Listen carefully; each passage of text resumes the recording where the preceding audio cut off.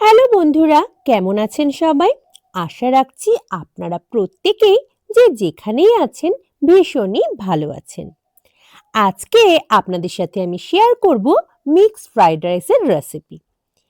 অন্যান্য দিনগুলোয় আমি কিন্তু বেশিরভাগ ভিডিওতেই শেয়ার করার চেষ্টা করি বিভিন্ন ঘোরার স্থান, আমার পছন্দের বিষয়গুলো, আমার পাখির ঘর অথবা রেসিপি ভিডিও। আজকের ভিডিওটা কিন্তু হতে চলেছে সম্পূর্ণটাই ফ্রাইড রাইসের রেসিপির উপর, যেটা বাচ্চা থেকে বড় অনেকেরই ভীষণই প্রিয়। আমাদের বাড়ির প্রত্যেকেরই ভীষণ প্রিয়। তাই কিভাবে বানালাম আমি সেটাই চলুন শেয়ার করা যাক। আমি আজ মিক্স ফ্রাইড রাইস বানানোর জন্য নিয়ে নিয়েছি 300 গ্রাম চিকেন, যেটাকে আমি ছোট ছোট টুকরো আকারে কেটে ধুয়ে পরিষ্কার করে নিয়েছি। নিয়ে নিয়েছি 300 গ্রাম চিংড়ি মাছ। এটাকেও কিন্তু পরিষ্কারভাবে প্রথমে ধুয়ে পরিষ্কার করে নিয়েছি আর বেছেও নিয়েছি খোসাগুলো। চিকেনটা এবং চিংড়ি মাছটাকে আমি কিন্তু ম্যারিনেট করে রাখবো 30 মিনিট সময়ের জন্য। তার জন্য ব্যবহার করছি সয়া সস, বেশ কিছু পরিমাণ গোলমরিচের গুঁড়ো, লবণ এবং ব্যবহার করব আদা রসুনের পেস্ট। এটা কিন্তু 1 চামচ পরিমাণ আমি ব্যবহার করছি। খুব ভালোভাবে এটাকে মিশিয়ে আমি কিন্তু রেখে দেব 30 মিনিট সময়ের জন্য। দেখুন খুব ভালোভাবে মাখিয়ে নিয়েছি। কাঁচা লঙ্কার পেস্টও ব্যবহার করা যায়, তবে আমি ব্যবহার করছি না। চিংড়ি মাছগুলোকেও কিন্তু ঠিক একইভাবে ম্যারিনেট করে রাখবো বেশ কিছু পরিমাণ গোলমরিচের গুঁড়ো, সয়া সস, আদা রসুন বাটা এবং লবণ দিয়ে। এটাও কিন্তু 30 মিনিট সময়ের জন্য রাখবো, তবে পরিমাণটা এর ক্ষেত্রে অনেকটা কম রেখেছি। আমি যেটা আদা রসুন বাটার পেস্ট ব্যবহার করেছিলাম চিকেনগুলোর ক্ষেত্রে 1 চামচ, সেটা কিন্তু হাফ চামচ ব্যবহার করেছি চিংড়ি মাছগুলোর জন্য। আমি নিয়ে নিয়েছি একটা কড়াই আর তার মধ্যে নিয়ে নিয়েছি বেশ কিছু পরিমাণ সাদা তেল। আপনারা কিন্তু চাইলে অল্প পরিমাণ তিলের তেল এবং বাটারও এর মধ্যে যোগ করতে পারেন, এতেও স্বাদটা খুব ভালো আসে। তবে আমি আজকে এগুলো কিছুই যোগ করছি না। আধ ঘন্টা আগে আমি কিন্তু ম্যারিনেশন করে রেখেছিলাম চিংড়ি মাছগুলো এবং চিকেনগুলো, সেটাই দিয়ে দিলাম গরম হয়ে যাওয়া তেলের ওপর। প্রথমে কিন্তু হাই ফ্লেমে মিনিট 2 সময়ের জন্য চিকেনগুলোকে ফ্রাই করে নিয়েছি, আর এবার গ্যাসের ফ্লেমটা মিডিয়ামে রেখে আরও কিছু সময়ের জন্য ভালোভাবে কুক করে নেব, যতক্ষণ না চিকেনগুলো খুব ভালোভাবে সেদ্ধ হয়ে আসছে। বাজার থেকে কিনে রেস্টুরেন্টে গিয়ে আমরা কিন্তু অনেকেই মিক্স ফ্রাইড রাইস খেয়ে থাকি, তবে আমি আজ যেই পদ্ধতিতে রান্না করছি সেভাবে কিন্তু বাড়ির সকলেরই মন খুব সহজেই জয় করা যায়। চিকেনগুলো খুব সুন্দরভাবে সেদ্ধ হয়ে যাওয়ার পর আমি কিন্তু তুলে নিয়েছি, আর এবার আগে থেকে ম্যারিনেশন করা যে চিংড়ি মাছগুলো ছিল সেগুলো বেশ কিছু সময়ের জন্য কুক করে নেব।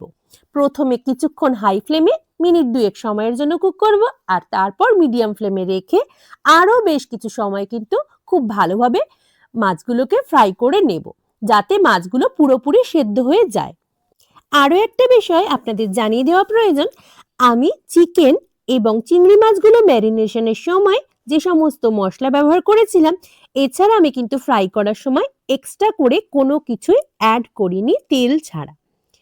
এবার ওই একই কড়াইতে চিংড়ি মাছগুলো তুলে নেওয়ার পর আমি 4টে ডিমকে ভালোভাবে ফ্রাই করে নেব, যেভাবে ভুজিয়া তৈরি করা হয় ঠিক সেভাবেই।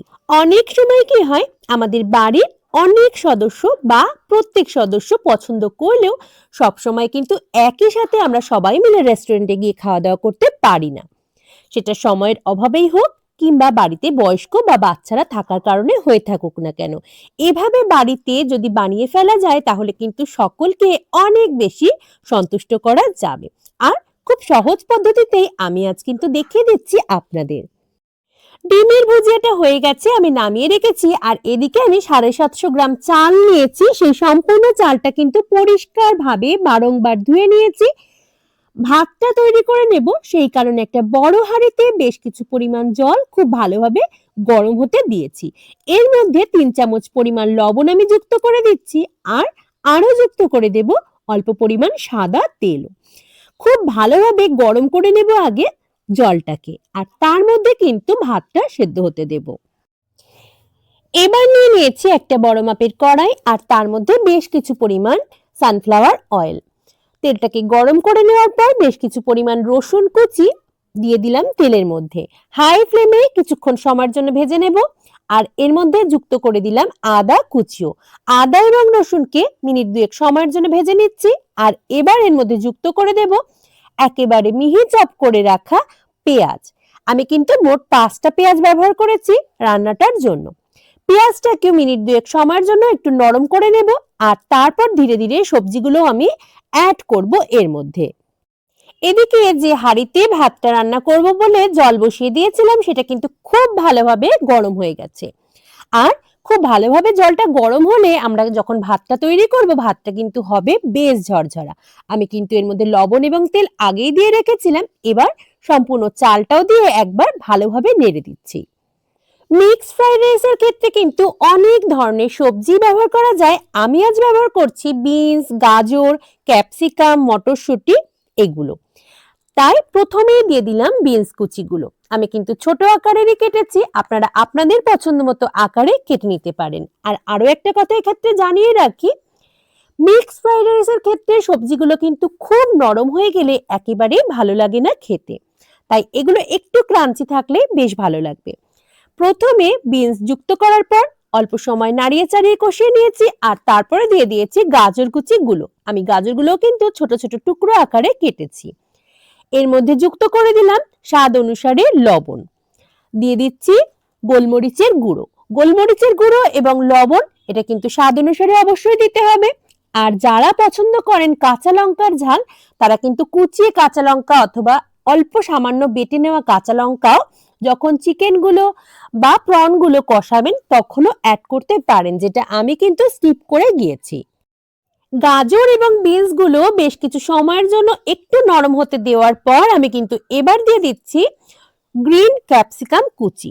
অন্যান্য সব ধরনের ক্যাপসিকামই কিন্তু ব্যবহার করা যায় আর দেখতেও বেশ ভালো লাগে। আমার কাছে ছিল না বলে আমি শুধুমাত্র সবুজ ক্যাপসিকামটাই আজ ব্যবহার করছি। আরো কিছু সময়ের জন্য সবজিগুলোকে একটু নরম করে নিয়েছি আর এবার যুক্ত করে দিলাম মটরশুঁটি। মটরশুঁটিগুলো দেওয়ার পরও কিন্তু ভালোভাবে নাড়িয়ে চাড়িয়ে মিশিয়ে কিছুক্ষণ কুক করে নেব।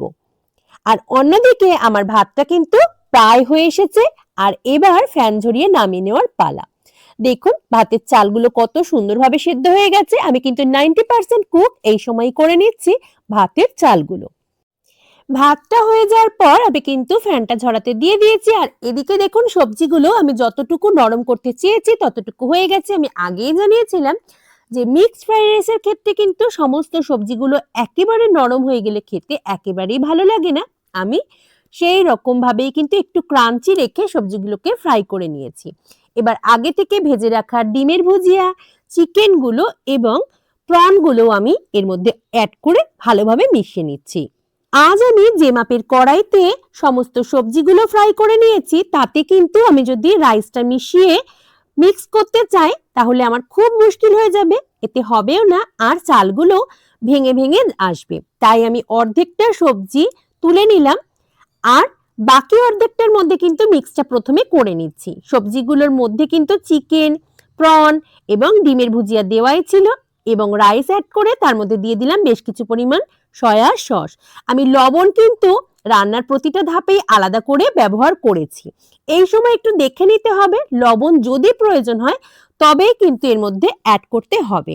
আমার যেহেতু লবণটা আগেই দেওয়া ছিল আমি কিন্তু এই মুহূর্তে কোনো লবণ অ্যাড করছি না। সামান্য পরিমাণ চিনি এবং অল্প পরিমাণ বিট লবণ আমি এর মধ্যে যুক্ত করলাম আর খুব হালকা হাতে সবজিগুলোর সাথে মিক্স করে দিচ্ছি।